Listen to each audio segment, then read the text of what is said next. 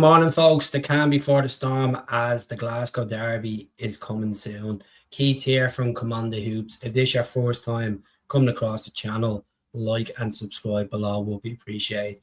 The magnitude of this game is massive. The stakes are high. Rangers are home at Irbox. Celtic are away. Over 3,000 Celtic away fans will make the trip across the Govan. And this is a game where Celtic need to turn up and show why they're champions of Scotland. They've been very inconsistent this season with the changes of 3 managers. And Martin O'Neill has an 80% win ratio as Celtic manager since he's came back in on his 2 stints this season in all competitions. Danny ROHL, on the other hand, he has a 70% win ratio as Ranger manager since he's taken over since Russell Martin. And let's be honest, the both of them, you don't know how it's going to go. Some people say form goes out the window in these derby games. It's all down to hunger, desire, and the passion. And most of all, the fans will get behind you as well. Look, at Irbox is going to be fully kicking tomorrow. As you see on the table there, Celtic are 2 points behind their rivals in 3rd place. We do have a game in hand. This recording is done before Hearts play Aberdeen today at Tynecastle. And look at Aberdeen, they haven't won in the last. They've only won 1 game in the last 5 in the league. Could this be a turn of Aberdeen to actually get a shock result against Hearts? They've already beaten them this season at Batodry, so let's see what happens there. Look, I'm nervous about the game tomorrow, but I am a bit optimistic. This time last week, I was doubting the Hibs game, and obviously Celtic were beaten by Hibs, and they went down to 10 men. Martin O'Neill's side have only lost 2 league games since he came in, and they're both down to 10 men. Austin Trusty got sent off at Tynecastle, VAR decision. And then last Sunday, VAR decision. Surprise, surprise. Look, I know the referee has the final say, but when VAR intervenes in these games, it could cost another team a title. You know, that's the realisation of this title race. And look, it's good for Scottish football. It's you could say, a 4-team title race, because Motherwell are still up there shouting as well. They're the most informed team, but I will give my predictions on the game in this video today. Look at Luke McCowan, nice goal the other night off in STUTTGART. That will give Celtic fans a bit of confidence and optimism going into this game tomorrow. Rangers, on the other hand, they beat top of the table Hearts a couple of weeks ago, and it was a comprehensive result as well. They played really well at Irbox, and they drew last week to a 10-man Livy. Livy were beating them 2-0, and around 60 minutes into the game, there was a sending off from Livingston, and obviously Rangers crawled back a draw. But there was 12 minutes at a time, which I found quite bizarre, to be honest with you. Regards to the referee tomorrow, John Beaton is going to get the reins and being the man in the middle. I know there's going to be controversy in the comments saying, oh, why is our Rangers fan managing or not managing refereeing this game? To be honest with you, surprise, surprise, this always happens. And look, Celtic have turned up in the 8 fixtures he's refereed this fixture in League Cup, Scottish Cup. Celtic have beaten Rangers a couple of times as well. His first ever fixture, he did rob Celtic of an equaliser at Irbox. But look, we beat them in penalties. And the last time we were to beat Rangers in any competition regards to was back last year. Martin O'Neill, he was only in the door. We beat them at Hampden 3-1 after extra time. The last time we beat Rangers in the league, which is quite concerning, is the 1st of September 2024. The 1st of September, which is absolutely crazy, to be honest, which is, as you see there on the screen. Celtic need to get it together today.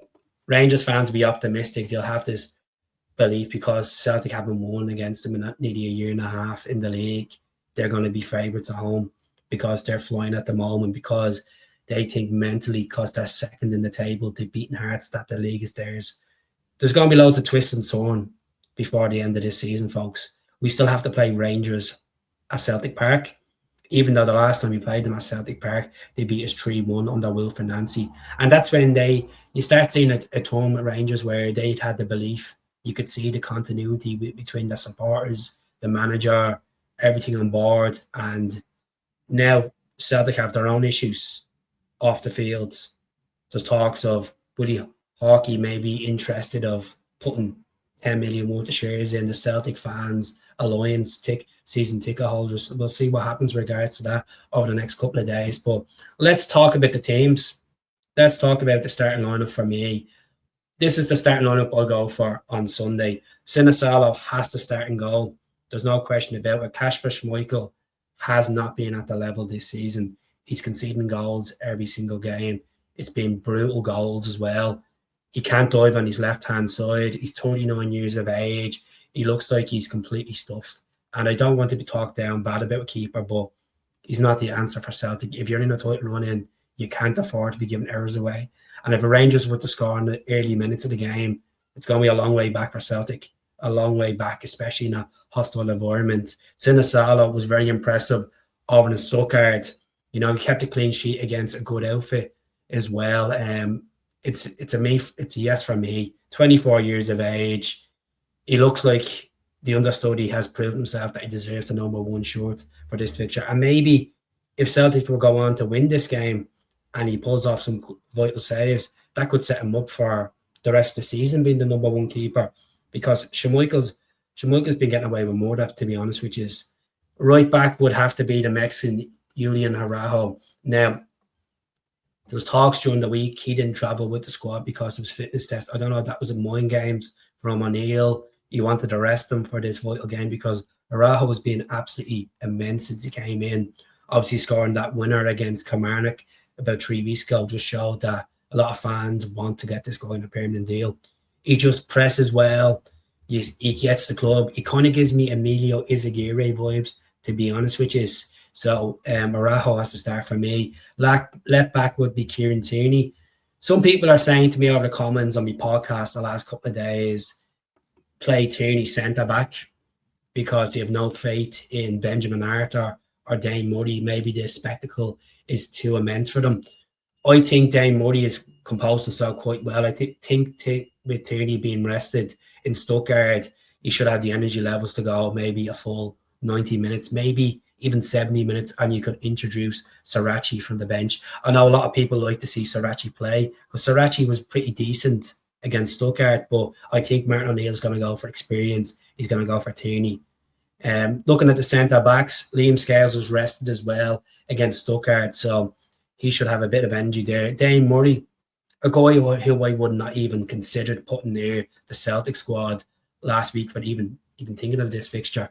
But he's proved a lot of people wrong, like myself. I thought he was absolutely unbelievable the other night, helping Celtic get that clean sheet in Stuttgart, getting their first win on German soil after 16 attempts. And Dane Murray played a vital part alongside Trusty. Trusty's out for the game. Obviously, it's a 3-match ban, league ban. So Celtic appealed it, waste of time. We were never getting there, to be honest, which is midfield. I'll go with Callum McGregor. Callum will push back, try to retrieve the ball, bring it up. Luke McCowan has to start for me. His confidence will be up after getting that vital win. He hasn't been great this season. He's been literally on the fringes of the team. Paolo Bernardo hasn't turned up. Rio Tate's massively underperforming this season, nowhere near the level he once was. And I play Negrin. Negrin's a vital part. If I had my way, I'd play Negrin on the right, play Yang on the left, and play my 8 up front. But I think this is more so similar to the team that Martin O'Neill will go for. Negrin's a vital part of our team. The only thing about my concern about Benjamin Negrin going against midfielders like Raskin and stuff, will he do the nitty-gritty work? He's great at pushing forward. Some people label him as a luxury player. If you're playing for the shirt, you got to get stuck in at Irbox. It's a battle. It's a complete battle. And if your team wants to be dominant, you have to win the midfield battle. Simple as. That's where majority of the possession is going to be used, is in the midfield, where they dictate the game both sides. So it's a big first 20 minutes to see how this game goes. Usually the teams try to step off each other the first 20 to 30 minutes, or sometimes they just go right at it, which would be very rare. The last time Celtic and Rangers played each other at Irbox, it was a 0-0 draw, stalemate. Rogers was looking holding off for a draw. Martin was holding on for a draw because he was under criticism as well. But we'll go back onto the team. On the right-hand side, it has to be Yang. I thought Yang played really good in Stuttgart. Obviously, he's the last Celtic player to score against Rangers as well in this fixture, which was an absolute bullet at Celtic Park. which unfortunately we lost in the day because Nancy and his stupid tactics, he didn't have the boys up for it. Maeda has to play on the left against Tavernier. Look at Daisy Maeda is not even half the player he was this season, but it's a big occasion. He loves a goal at Irbox. I would start him. And if he doesn't work out for him after about 60 minutes, take him off and bring Taneki on. Up front is a headache. Do you play Big Tom? Do you play Iheanacho? Do you play Adamio? Even though Adamio provided assist the other night, Adamio hasn't really sparked in the Celtic shirt yet. The same way Big Tom, he was pretty decent the first 3 games, and then he's kind of just went off the rails. So I think he's going to go with Tam for the physicality against the likes of Suter and stuff like that. Big Tam will get the thumbs up, I think. Now, the Rangers team, this is how I think they're going to line out. Obviously, Butland, experienced keeper. He's been a good keeper in his career. Obviously, went through a lot of injuries and stuff like that. Tavernier will start. Obviously, he's the captain. Suter will start. Fernandez. I have to say, Fernandez has been pretty impressive for Rangers this season. Obviously, scored last week against Livingston. He's been pretty decent. Romans has been all right. Raskin, there's talks of him maybe getting a new contract. He's 2 years left in his contract. There's Chikwani as well. Chikwani, he's been all right for them. Gazima, he's been pretty decent on the left flank for them. More than the guy that they have on loan from Tottenham. Very overrated. He's obviously young. He's learning the impact of playing for a massive club. I know he's on loan from Tottenham, but he's a guy that I'll look out for. I think he can cause a lot of damage. Obviously, January signing Olsen as well. He looks like he could be a player for them.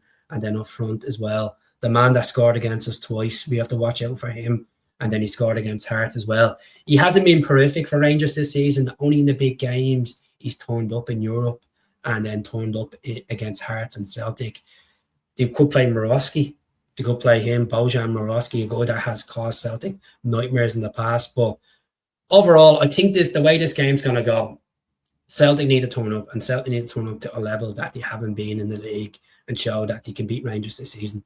They haven't beaten them in the league. Martin O'Neill has beaten them when he came back in the League Cup semi-final, but Danny Rose doing a lot of mind games, chit-chat and saying, this is why Celtic got third in the league. They've lost 7 games. All this malarkey.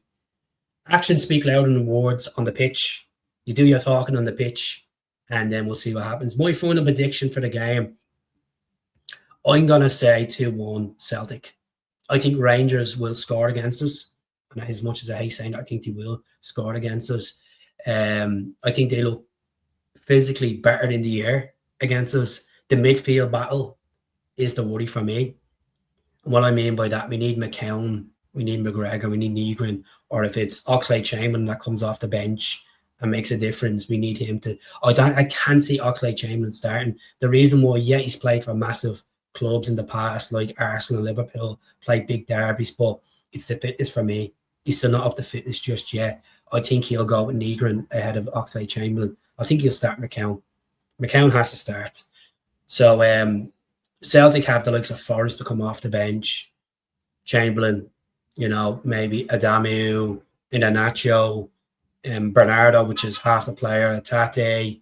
There's players there that we could bring off the bench and make a difference as well. So I'm going to go 2-1. I fancy Days and Maeda to score tomorrow, as much as not a lot of people have confidence in him. They feel like he's dropped tills. And then I'm going to say, for the winner, I'm going to go Oxlade-Chamberlain. Sounds like a crazy one, but I'm going to go Oxlade-Chamberlain for the winner.